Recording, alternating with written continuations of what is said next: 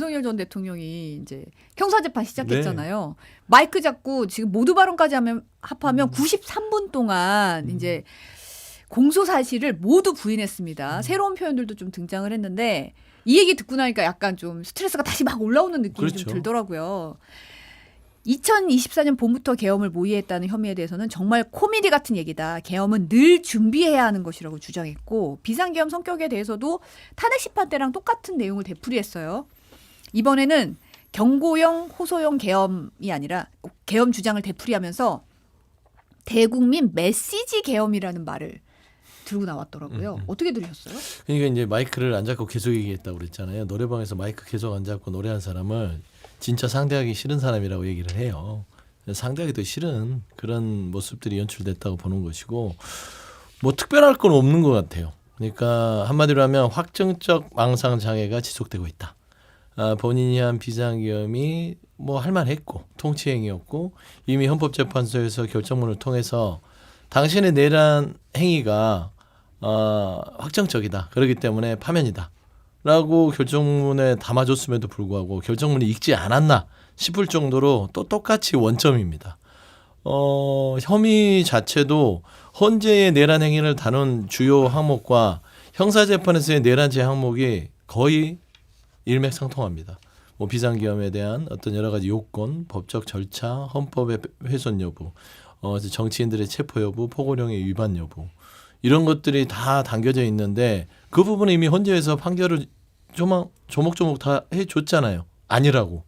그다음에 국회를 봉쇄하려고 했던 부분들, 정치인 체포했던 부분도 홍장원 1차장에 대한 발언들도 다 그게 믿음직하다라고 했기 때문에 파면이 이런 것인데 또 93분을 국민들의 귀와 눈을 어지럽히기 위한 발언들을 쏟아냈다. 이분 답이 없구나 생각했습니다. 아유, 참 얘기하기도 좀 민망한데 어저께 저녁에 어떤 변호사 한 분하고 굉장히 보수적인 변호사 분이시죠. 근데 그분하고 만나서 이 얘기를 했어요. 그래서 그분 얘기는 그러더라고요. 근데 대통령 옆에서 보셨잖아요. 근데 이분이 진짜로 자기가 한 말을 믿는 거예요? 라고 얘기를 하더라고요. 그러니까 이분은 도저히 나는 믿을 수가 없다. 자기가 한 행위가 지금 얘기한 것처럼 메시지 계엄이라는 것도 말이 안 되는 소리잖아요. 그럼 뭐 계몽룡이라고 주장하는 것도 정말 말이 안 되고 여러 가지 그런 주장들이 아니 이 사람이 진짜로 이걸 스스로 믿어서 하는 걸까 아니면 거짓말을 저렇게 진짜처럼 하는 걸까 뭐 이런 얘기들을 했거든요. 논리적으로 생각해 봤을 때 전혀 이해가 잘 안 되죠.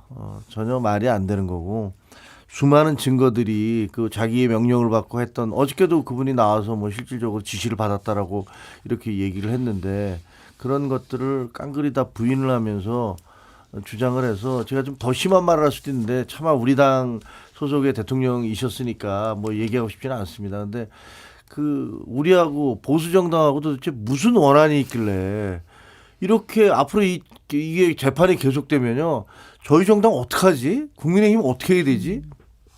이런 생각이 들거든요. 무슨 말씀을 어떻게 하실지 몰라서 그거 얘기를 할 때마다 계엄의 어처구니 없음 이런 것들이 계속 회자가 될 거 아닙니까?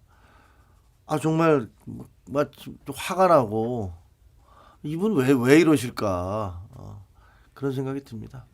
사실은 헌재 탄핵 심판에서 홍장원 전 국정원 1차장 진술에 대해서도 헌재도 인정을 했고 많은 분들이 그 부분에 대해서 이제 발언을 많이 들었잖아요.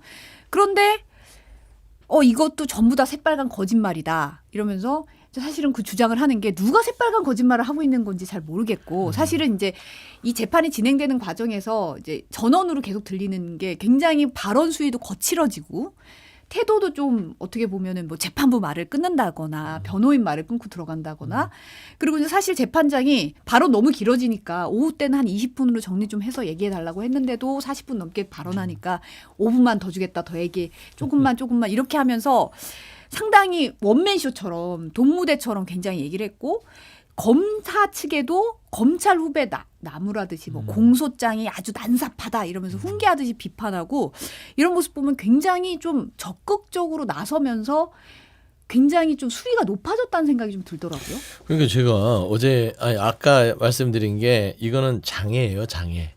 망상 장애. 왜 그러냐면 현실 인식이 안 되잖아요. 그러니까 사고력이 제대로 작동하고 있지 않다라고 판단을 할 수밖에 없어요.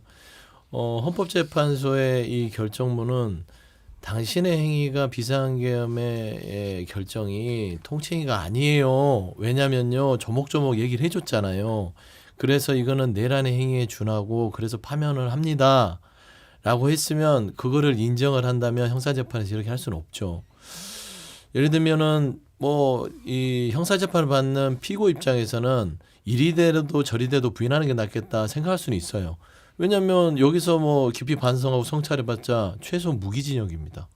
근데 차라리 무기징역이나 사형이나 두 개가 있는데 그냥 뭐 여기서 반성하면 내 스스로 내가 만족하지 못한다 라는 전략이 아니고서는 이미 헌재 판결난 하나하나의 개별 사안들을 다시 새빨간 거짓말하고 부인할 수는 없는 거잖아요. 그래서 저는 윤석열 전 대통령은 지금 정상적인 상태는 아니라고 저는 좀 그렇게 강하게 비판할 수밖에 없고, 저는 좀 놀랬던 게 본인이 검찰 26년에 있으면서 이런 법리에 안 맞는 공소장은 처음이다라는 식으로 반박하는 걸 보고 이분이 역시 본인 스스로가 법리나 아니면 검찰로서의 능력이 정말 없었다는 걸 자백하는 느낌? 좀 이런 말 해서 그러지만 그래서 구술을 했구나.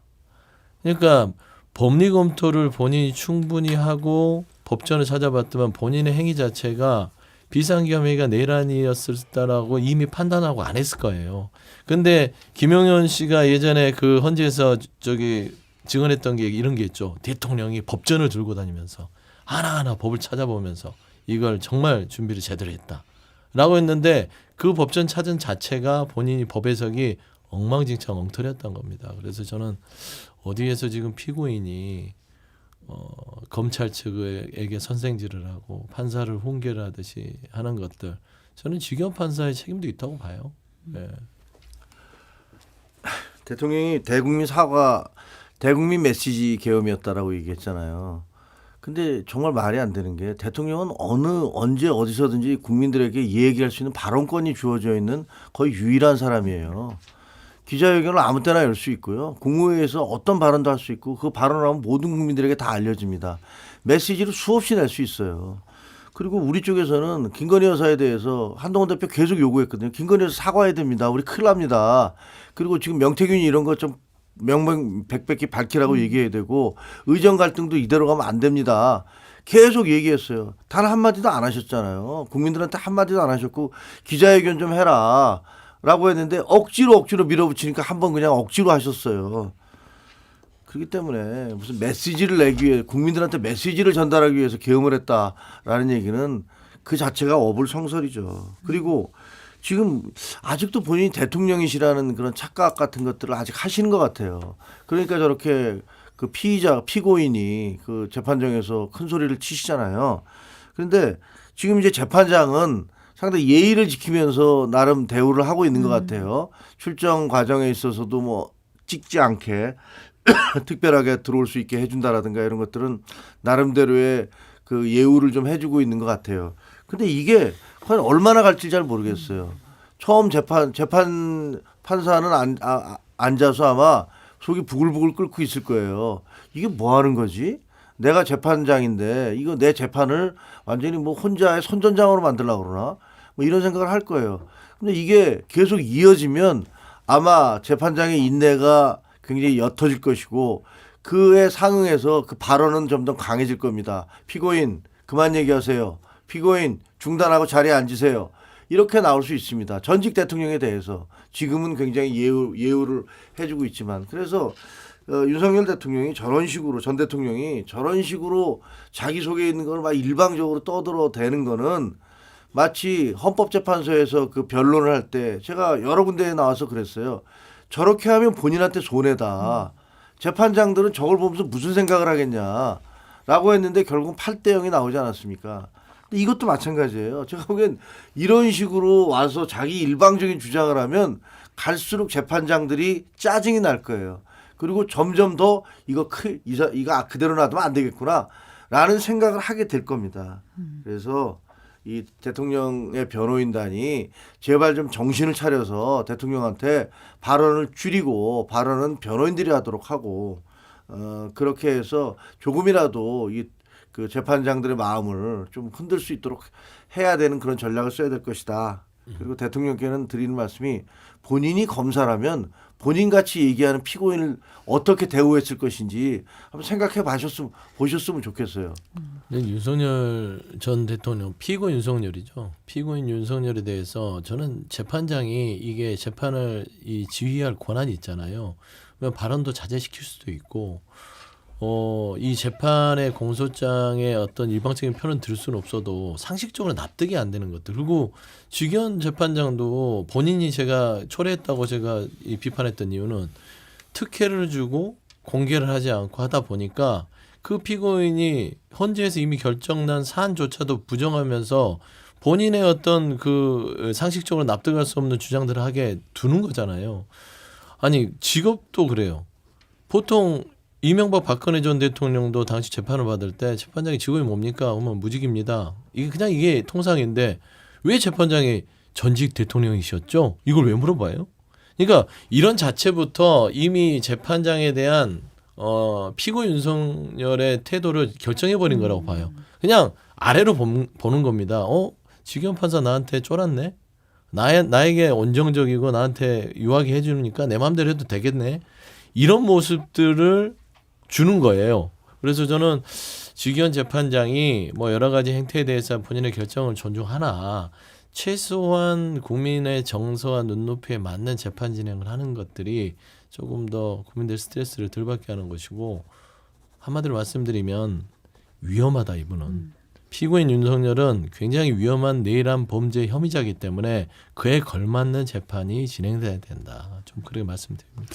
그 직업 묻는 부분에서도 사실은 직업이 이제 현직을 얘기하잖아요. 그러니까 박근혜 전 대통령이나 이명박 전 대통령한테 직업을 물었을 때 지금 무직입니다. 없다, 무직입니다. 이렇게 대답하는데 재판장이 나서서 전직 대통령, 직업은 전직 대통령이라고 딱 규정을 해주는 것 자체가 좀 굉장히 의아한 장면이었거든요. 논리도 안 맞는 게 전직 대통령은 직업이 아니에요. 그러니까 그렇죠. 내가 일하고 있는 게 직업이지. 그래서 지기현 판사가 오해를 받을 일을 계속 초래하고 있다. 그래서 사법부 재판관에 대해서 제가 이 비판하는 거를 늘 상가하는 게 제 기준인데 지기현 판사는 지난번 구속 취소부터 지하 주차장으로 차량을 특혜를 주고 비공개로 전환함으로써 역사적 교훈을 담을 첫 장면들을 막았다는 거. 이런 것들은 뭔가 좀 석연치 않아요. 네. 좀 찜찜한 구석이 찜찜해요. 있다. 그렇습니다. 아니 저는 지기현 판사가 뭐 여러 가지 비판을 받을 수도 있다고 생각을 해요. 근데 그분은 좀 외로울 거예요. 양쪽 모두로부터 비판을 받았잖아요. 처음에는 뭐 이 사람 중국 사람이다, 뭐 그 이상한 판사다, 뭐 별 얘기를 다 듣다가 그다음에 또 구속 취소 결정을 내리고 나니까 석방 결정을 내리고 나니까 그다음부터는 또 뭐 그 반대편인 사람한테 영웅이 되고 또 지금까지 이렇게 감싸주던 사람들한테는 이 사람 뭐지 뭐 이런 얘기를 받아서 굉장히 외로운 직업일 것 같아요. 근데 저는 그냥 바라기를 공정과 상식에 따라서 해줬으면 좋겠습니다. 그 다른 사람들에게 예우는 갖춰주되 특혜를 주면 안 되는 거잖아요. 그러니까 예우 정도로 끝나야지 이게 만약에 특혜로 간다는 의혹을 받게 되면 이 재판 자체가 우스워질 것이고 뭐 그렇게는 가지 않을 거라고 생각을 합니다.